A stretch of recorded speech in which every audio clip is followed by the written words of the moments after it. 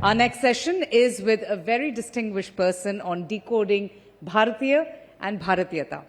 Please welcome J Sai Deepak, lawyer and author, and also Anas Jamir, who is the advocate with the Supreme Court, along with CNN News 18's Rahul Shivshankar. Ladies and gentlemen, let's have a nice, huge round of applause. We've just come back from tea. Let's have some enthusiasm. Rahul, thank you so much. Welcome, J Sai Deepak. Mr. Tanveer.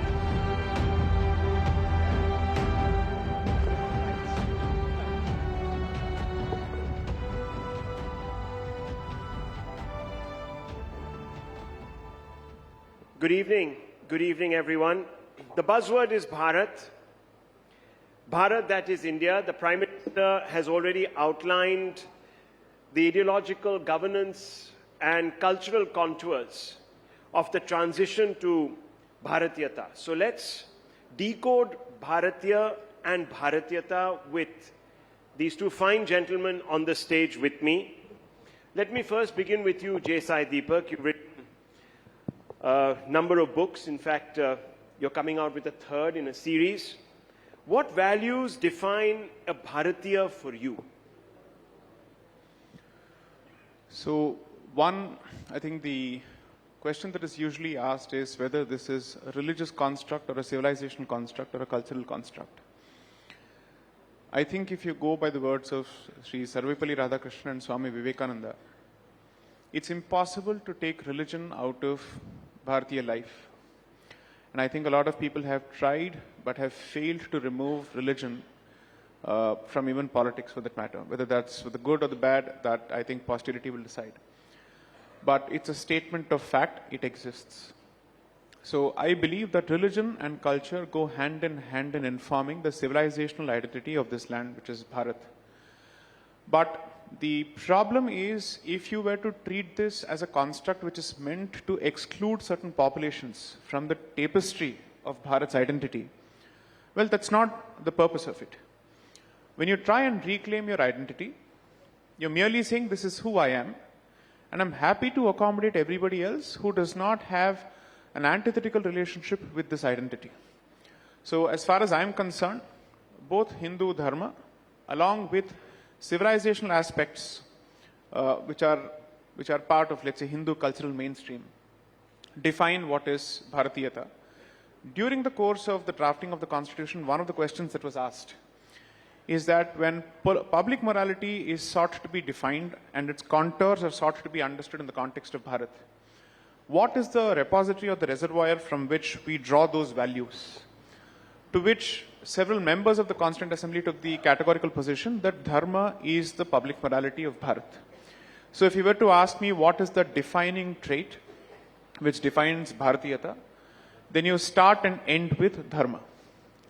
Now, unfortunately, since English is a language which is incapable of providing a decent translation for Dharma, it is typically and crudely and incorrectly translated or approximated to religion, which it is not. It's more a code of conduct, but it also has a certain set of principles which clearly trace their origins to the Hindu faith system or the agglomeration of Hindu faith system, so to speak.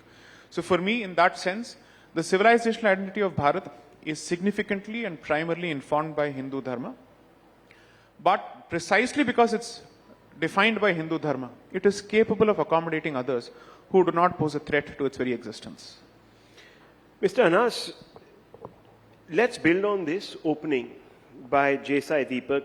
The RSS and other spokespeople expect citizens from other denominations to describe themselves as Hindus. Dharma is, of course, identified very closely with Hinduness, they say, which they say is a function of Bhartiyata. Now, how does one apply it in the context of a multi-religious society such as ours? See, my understanding of Bhartiyata, or Dharma even for that matter, has always been what I was taught as a kid in the school, अनेकता में एकता. हम वो देश थे, हम बहुत गर्व था हमें इस बात पे कि हम अलग अलग पहचान के हैं, अलग अलग धर्म के हैं, अलग अलग जाति के हैं, अलग दिखते हैं, अलग जबान के हैं, लेकिन हम एक थे. एक झंडा था हमारा, एक देश था हमारा, उसको हम सलाम कर रहे थे और मेरे लिए बस वही था एक धर्म का मामला. अब जे साई दीपक ने कहा कि हिंदू धर्म डिफाइन करता है धर्म की भारतीयता क्या है, मैं इससे थोड़ा अलग मत रखता हूं लाजमी तौर पे। मेरा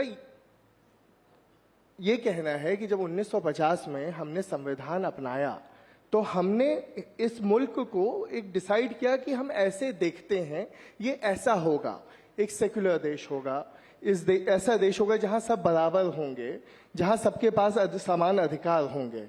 आज जब आप नागरिकता पे, और मैं ये नहीं कहता हूं कि जैसे एक बहुत ज्यादा प्रेवलेंट आर्ग्यूमेंट है आर्टिकल 14 को लेके, मैं वो आर्ग्यूमेंट ही नहीं लेता हूं। मैं मानता हूं कि हाँ आर्ग्यूमेंट आर्टिकल 14 सिर्फ इंडियंस के लिए है, सिर्फ सिटीजन्स के लिए, मैं वो नहीं कहता हूं। लेकिन जब आप पूरा उसका बेस बना देते हैं धर्म को, तो आपको ये देखना पड़ेगा कि डेमोक्रेसी जो खुद अपने आप में एक वेस्टर्न कंस्ट्रक्ट है, लेकिन हम उसको लेके चल रहे हैं और इतने उस पर गर्व कर रहे हैं, उसमें कि कौन से और ऐसा डेमोक्रेटिक या सेक्युलर देश है जहां पे धर्म के बेसिस पे सिटीजनशिप दी जा रही है। और सिटीजनशिप एक वो राइट है जो आप वापस नहीं छीन सकते हो, एक बार आप दे देते हो तो छीन नहीं सकते हो। तो हमें किसको दे रहे हैं, कैसे दे रहे हैं, इस पर विचार करने की बहुत ज्यादा आवश्यकता है। So this is interesting because his definition of Bhartiyata is unity in diversity, sort of derives from there. Now, you know, with the government that is identified with Hindutva, many are wary of, you know, outcomes such as these. I think he's referring, without naming it, to the CA. Correct. So how does one now reconcile the objectives of the CAA with the larger construct of the civilization, of the constitution as it stands? See, interestingly, both of us are just coming back from the Chief Justice's court. That's why both of us are trying to, let's say, channel those arguments. So you didn't finish your arguments No, there? it's You want to listed for continue April them 9th, here? in fact. So we are on the opposite sides in that matter. So I don't see why this has got to do with CA. But in any case, I'll try and address this. Just so that I answer your question to him in a slightly different fashion, I disagree with the RSS's definition of Hinduism and Hindutva completely. At least on their attempts to say that everybody who is born in this country is a Hindu. I don't think that needs to be said. I don't think someone who is a Muslim or a Christian needs to be expected to embrace the definition of Hindu in that sense, because there are two problems with that approach. One, it dilutes the definition of Hindu Dharma for the followers of Dharma themselves. And second, it foists that concept on those who are not followers of the Dharma in that sense. You don't need to do that. According to me, good fences make good neighbors, period. You don't need to actually start this interfaith dialogue and look for equality and, let's say, similarity in everything. That is not even necessary. The point is very simple.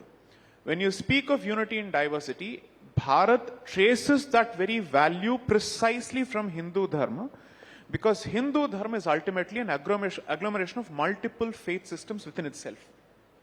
Several denominations subscribe to those points of view which may not actually find a point of convergence in that particular sense.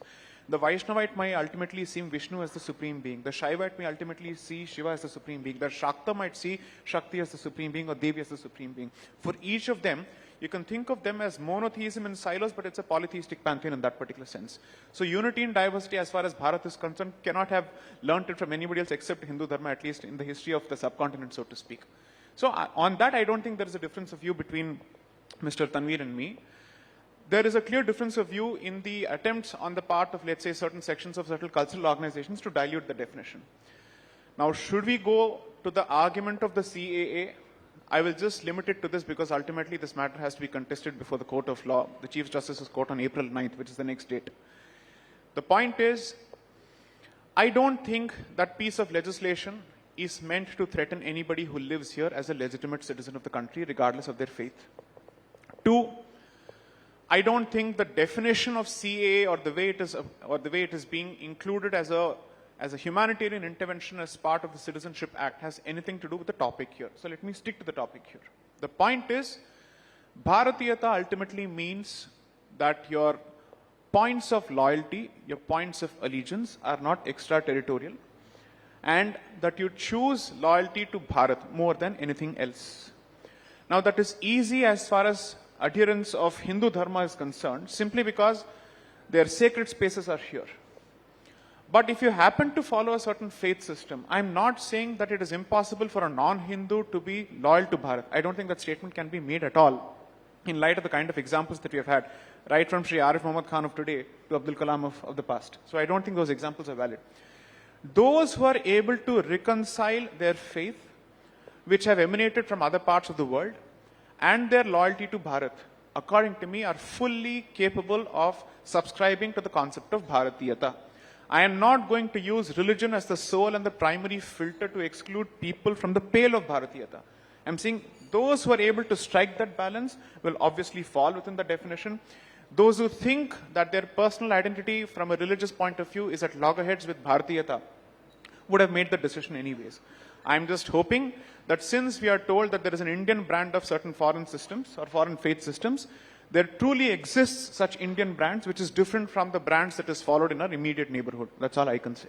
But this concept of, let's flip the word, diversity in unity, how does the CA take that forward? I know that you want to sort of disconnect the conversation from Bharatiyata, but this government claims that it is actually the one that speaks for the essence of Bhartiyata. Right. And it talks about a Hinduness, right, which it traces to a dharmic past. But if that CA is going to be, or the Dharma is going to sort of, at some level or the other, bring out an exposition like the CA, then we have a problem. So, see, let's have this conversation on the anvils of specifics. Is there any amendment to the existing Citizenship Act which precludes the possibility of non-Hindu applicants to knock at the doors of Bharat for citizenship or asylum? The answer is a no.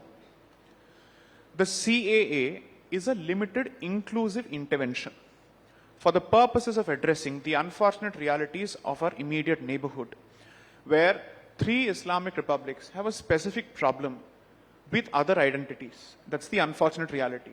And we are operating under the premise that Indian Islam is different from the brands of Islam being subscribed to by our neighbors. Okay?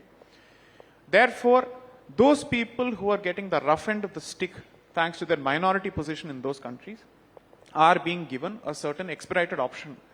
Because the first point of attack when it comes to these countries happens to be those people who do not share the faith of the majority in those countries. Therefore, since they are the first points of attack, they are the softest targets possible, a limited intervention is being made. The myth that is being purveyed is that CAA translates to automatic vestation of citizenship. It doesn't, because they still have to satisfy the rules that have been notified. Second, all it does is that it limits a certain cutoff period from 11 years to 6 years. Two, my own criticism of the CAA, despite me supporting it in principle, is the cutoff date that has been prescribed, which ultimately translates to defeating the very humanitarian intention which is supposed to be the basis for the CAA. What is the point of limiting it to a particular date? Regardless of that, my argument still remains, I welcome it, because it doesn't take away anybody else's rights. It only makes sure that those people who are being kicked out are being welcomed as soon as possible. My criticism has also been the delayed notification of the rules. So because I am not the mouthpiece for any cultural or political outfit, I am at some liberty to criticize the proponents of the CAA themselves for the delay that they have caused after taking 8 different extensions from the parliament in the notification of the rules themselves. So according to me, it's important to dehyphenate these positions from any political organization or a cultural organization, because dare I say this, a lot of us are practicing Hindus not because of a political party or because of a cultural organization, but because we have always been practicing Hindus. Their existence or absence wouldn't have made a difference to our practice in any case. So Anas, then what's the problem? He's saying that, look, it's only fast tracking, it's not denying. You can still come in if you're Muslims, if you're persecuted in various countries, in any country, you can still come here and seek refuge. See, to that extent, he's right. I'm also not denying that. It's not even fast tracking, let me tell you. The purpose stands defeated as of now. Because to take the advantage of CAA, the cutoff is December 2014, and you have to be in India 5 years prior, that is 2009. Now that would have fast tracked to 6 years instead of 12 years. We are in 2024, 10 years since 2014. It's already redundant. It doesn't help anyone. CA neither helps anyone. It actually does create problem for those who are left out of NRC in Assam. Only particularly to Assam, it does create problem for them, and I will expound on that. But about the rest of the other things that dharm and saying ki You know, I don't know if you guys remember, there was this series called Panchayat. A very famous dialogue from that कि देख रहा है विनोद अंग्रेजी में बोल बोल के कैसा बात घुमा रहे हैं. तो ये वही वाली बात है कि अंग्रेजी में बोल बोल के कहने का तात्पर्य क्या था. जे साई दीपक मेरे भाई ने क्या कहा कि हिंदू आएंगे तो उनका भारतीय होना ज्यादा आसान है.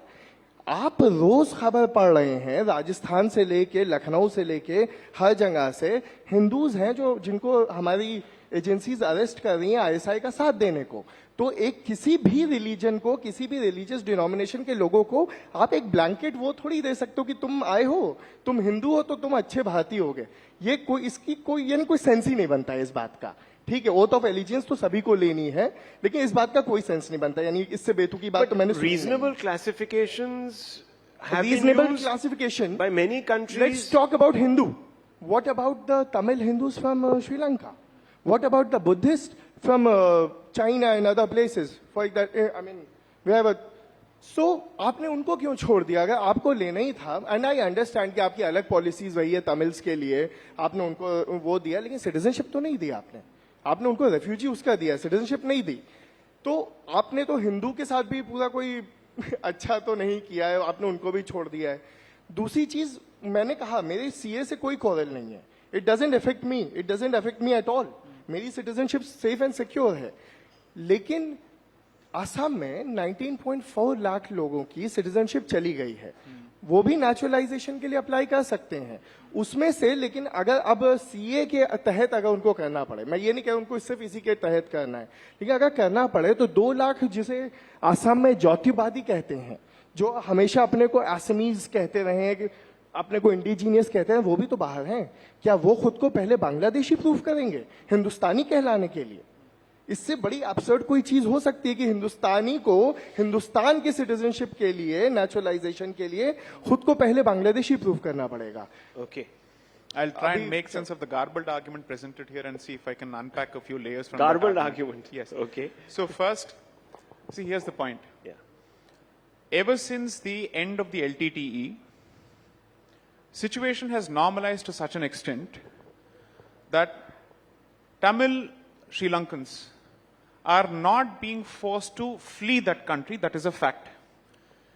The fact of the matter is, if Bharat had an equation or at least the ability to pressurize Pakistan, Bangladesh and Afghanistan to the extent that they could treat their Hindu minorities with some degree of dignity, then the CAA would actually be irrelevant and unnecessary. Because ultimately, it's a question of what is your relationship with those countries, what is the treatment of those populations by their native governments. Today, nobody can accuse the Sri Lankan government of meting out the same treatment to Tamil Sri Lankans the way Hindus of Pakistan are being given treatment by Pakistan, Bangladesh or Afghanistan, so to speak, in those countries. So if you can ensure that they can stay in their own countries without creating any further trouble for themselves or for us, we would want them to stay there. So therefore, the entire argument is this, that Bharat must effectively apply an open Dharamshala policy in the name of the CAA, and the CAA is unconstitutional precisely because it doesn't open its doors to every persecuted community under the sun. Frankly speaking, this makes a mockery of the concept of sovereignty and our own borders and our own sovereign interest and security interest. I have no reason to trust a Muslim from Pakistan, Afghanistan or Bangladesh, period. Because ultimately a choice was made, and therefore I will certainly view them with a certain degree of suspicion, a heightened degree of suspicion compared to people coming from the Hindu community in those states. That's a fact. But the Hindus in Pakistan stayed back in Pakistan. Here's the funny part. The Hindus in Pakistan stayed back in Pakistan. Their entire argument is, the Hindus of Pakistan stayed back. Why? Here's the point. When Pakistan was created, the question was, how do we divide land for this area called Pakistan? So the existing population of Muslims in this country and undivided Bharat was taken into account based on the 1946 elections, and then the area was divided. Despite 90% of the population of Muslim community before 1946 voting for the state of Pakistan, the bulk of them stayed back. That's wrong. That's a fact. It's a fact. It's a documented fact. You won't get to actually deny these facts. It is out of So today context. we are being It told, loses in we are nuance. being told everybody who stayed back for purposes of patriotism. Sorry, 1946 elections proved whose allegiance were where. Secondly, here's the important thing. The Hindus of So you're Pakistan. talking about the 1946 Yes, I'm saying, elections why did and the Hindus stay results back there? in the Muslim provinces where a large number of Muslims voted Yes. for Ultimately, it's like this. Muslim Assume for a league. moment, you Yeah. have a 6-bedroom house. Yes. Out of that, one portion of the family says, we are X number of people, we need 50% of the house. Ultimately, only 2 people shift to that portion of the house which has been given for 50% of the family. The rest of them stay back.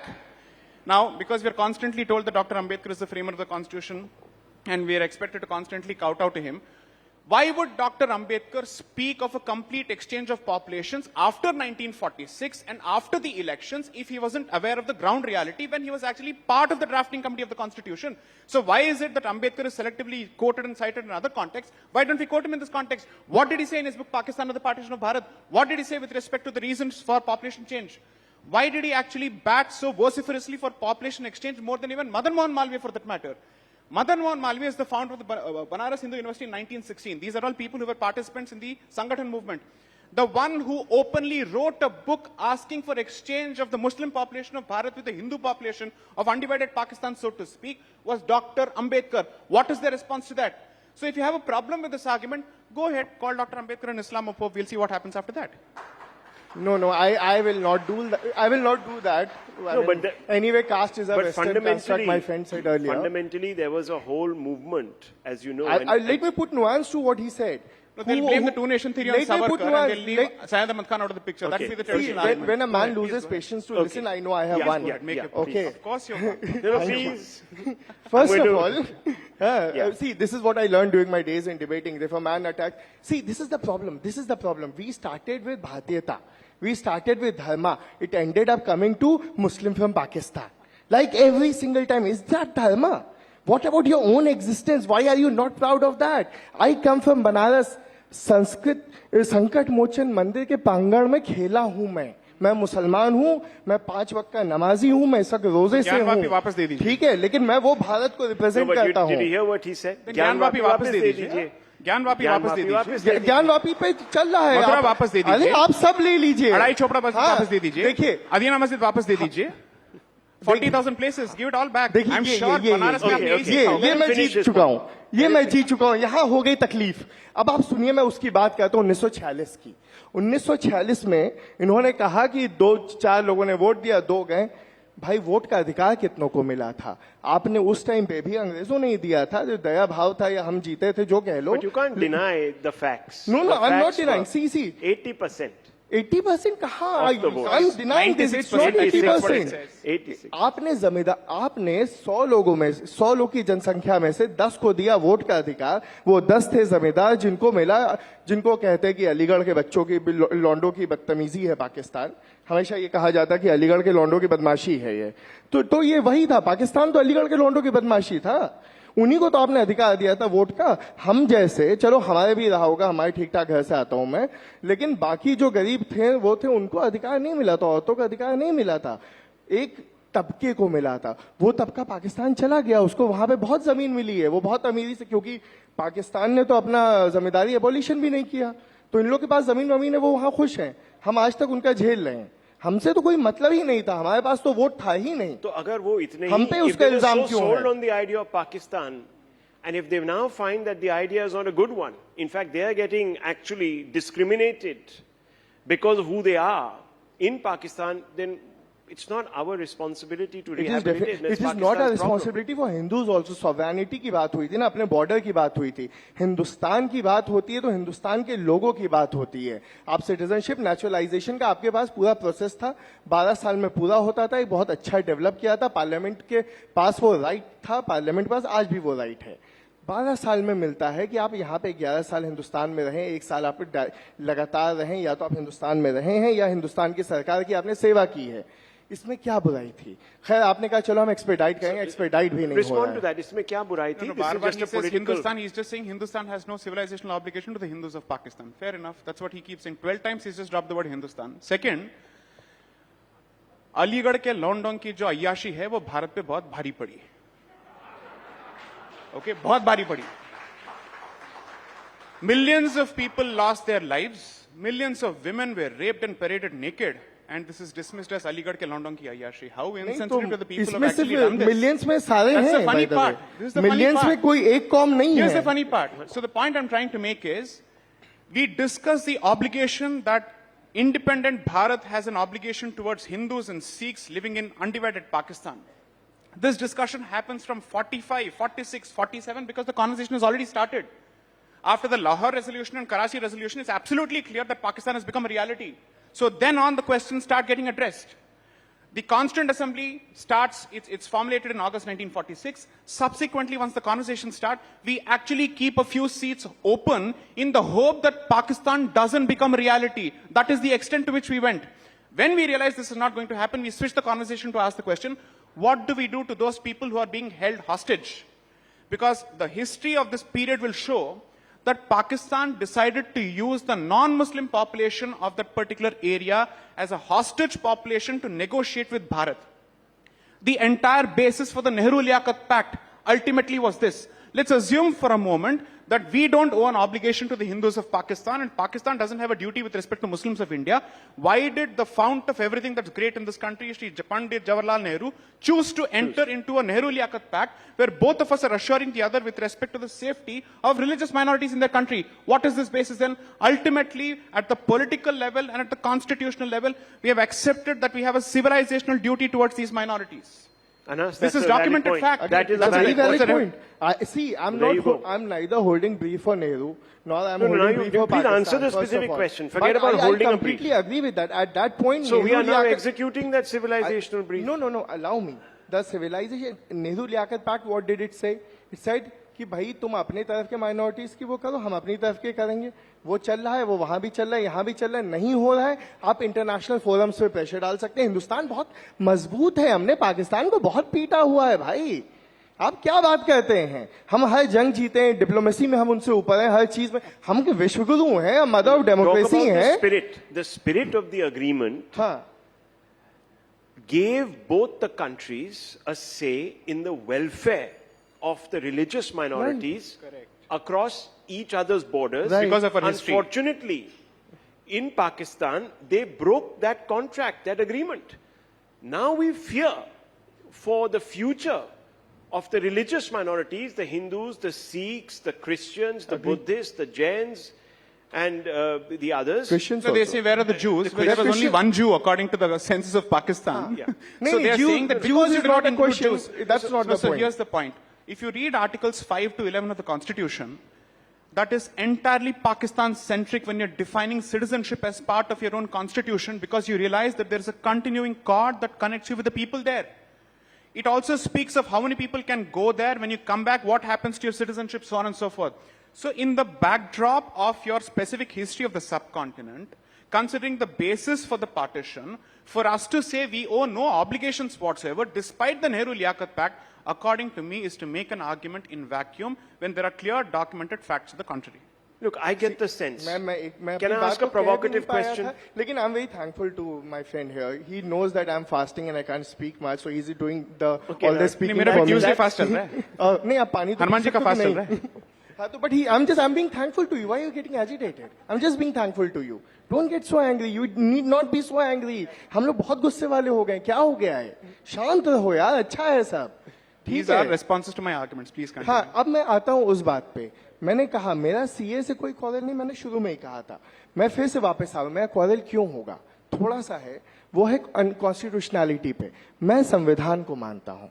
मैं संविधान के अगर कोई चीज अनुरूप नहीं है, कोई कानून, तो वो गलत है. Okay, so बाकी one सब very कुछ अलग quick है. question that many people bring up, Article 14, ultra-virus. No, to I'm on Article 14. 15. I'm not on Article 14. 15. Okay. A quick response. It's just ultra-virus of the Constitution. Can I No, it's explain fantastic. I that? think Then it's you a can great rebut point. that. Okay, Okay. my argument. Let me Please place go my ahead. argument. Okay. Section 31C of Citizenship Act, which came by the 2003 amendment, for the first time said that a child born in India will be an Indian citizen That's if true. either of the parent are Indian citizen and the other is not an illegal immigrant. I'll wrap it up. Okay? Is not an illegal immigrant. Now place this like this.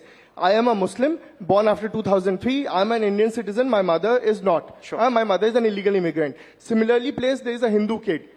On the same footing. He can take advantage of The CA, I cannot. Article 15 says there cannot be a discrimination on the basis of race, religion, caste, I'll answer gender, the so on question. and so forth. I'll One answer the minute, question. 1 minute, 20 seconds.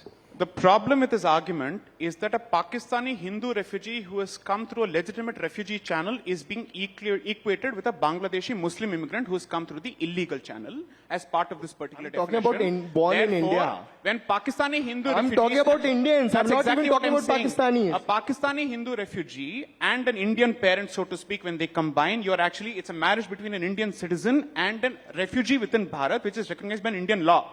But when an illegal migrant wants to marry a citizen, that is not the same as a refugee marrying a citizen. That's point number one. Two, since you are constantly being told equal treatment, we should be concerned about the people here, we should always think about only the people here.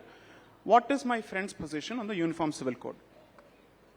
See, this obsession, I'll No, it's not an obsession. No, It's a legitimate See, question. jumping, Gyanvapi दे दो, ये कर दो, It is a part of the constitutional. It's a matter of No, no, principle it's and in the constitutional law. संविधान के पे, I raised a question on point of law, you did Mr. not Anas, respond. Mr. Anas, let's not इधर change उधर the की बात कर रहे हो. goalpost. He's asked you a valid question. We've got 20 seconds. I'm asking you.